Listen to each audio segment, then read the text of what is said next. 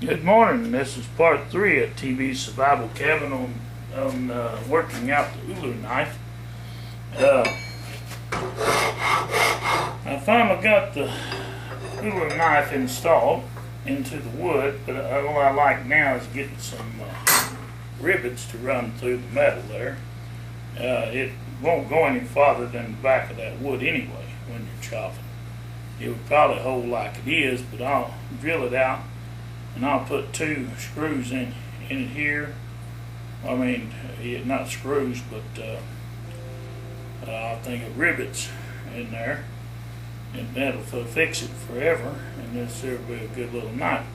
I'm going to drill out some meat, about probably 4 inches in here with my butterfly bit. Then I'll take and rasp all that out the center of that, and that'll give us a handle right here to get a hold of it in the middle. Yeah, it's a little different than what the actual Uller knives were made like. True, but I'm making it for my comfort and my use in my kitchen. I don't do things necessarily traditionally unless I like their pattern. And it wasn't bad, but I think that what I'm going to do is going to make it a lot better.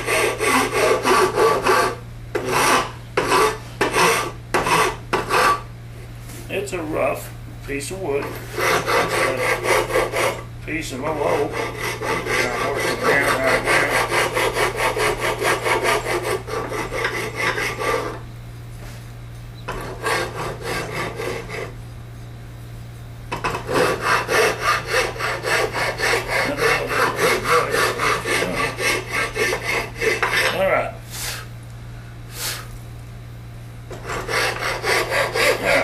Left myself a little bit of meat on this side. I didn't get it cut real straight, but it'll be alright. It'll work out a pretty nice little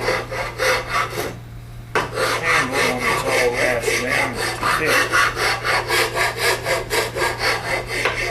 and sanded down. So this side over here is just going to be rough. I can't take much more down on it because right here it don't have but about a 1/16 of an inch probably of wood, what I call meat, on the outside of the blade piece to hold that in here. Now you don't have to leave this like I did, no, but I did it that way for a reason, because I wanted enough I wanted this to be good and solid, and I'm going to put at least 2 of those rivets in there. Maybe 4, I don't know. 2 here and maybe a couple out here. 1 on each end. That'll be 4. It'll hold it in place, steel rivets. The reason I don't want to use the wooden dowels, I could, but we're talking about a lot of pressure. You're just chopping all day. And in those wooden dowels, it might snap it. I don't know. It's not very. But I think the steel rivets would work better through the steel and the wood. Now, if I can't get no rivets, or couldn't get any, I'd use wood. And the wood probably work. It's not going to go any farther back because it's already drove all the way back again the wood as far as it'll go anyway. But here's what I'm talking about here. It's got a little groove here that I can't take down because too much over here on this side, because there's not much meat here, wood here between that and the blade. If I take that layer off and just mess it up. So that ain't gonna be no big deal. Besides that, most of this back in here I'm going to drill out behind the blade, because the blade only comes to about here on this, to this groove right here at the bottom. So I'm going to measure out about whatever a hand takes to get a hand through there, and I'm going to take and drill it out, like I say, with a butterfly bit, and then I can rasp it out and work that center out so you can put your hand through there and above it, and you can get a little grip on that, and your fingers should go through there, see, right there. chop, chop, chop. But I just wanted to give you a little update on what I got in mind for the Ulu knife today. And it's not nothing fancy. It's not going to be an exact Ulu knife.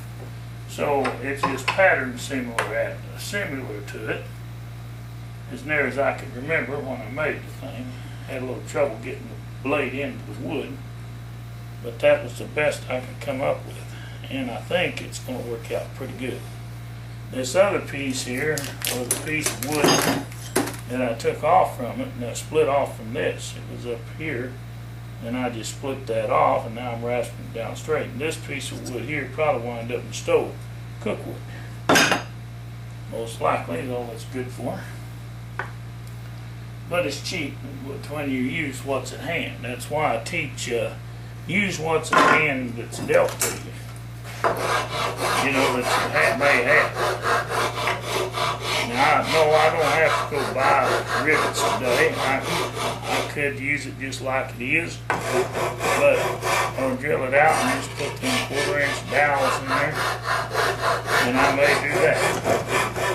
I don't know yet. But I know the steel dowel would hold it better than wood. Wood might break because, you know, you're pounding against those dowels when you're cutting. Boom, boom, boom. Of course, the back edge on this one's got a back edge from here to here and from there to there on the other side, but not all the way across because there's a hole in the center for the saw, for that saw blade. That's why the deli saw will work good for cutting and slicing, but it would probably be better, a better Ulu knife, if we use an old dull skill saw blade like this and cut it in half, like I did with this. And you could probably, if you want to make them smaller, you could probably get 4 out of that blade. A blade like this. That would work for making the 4 Ulu knives.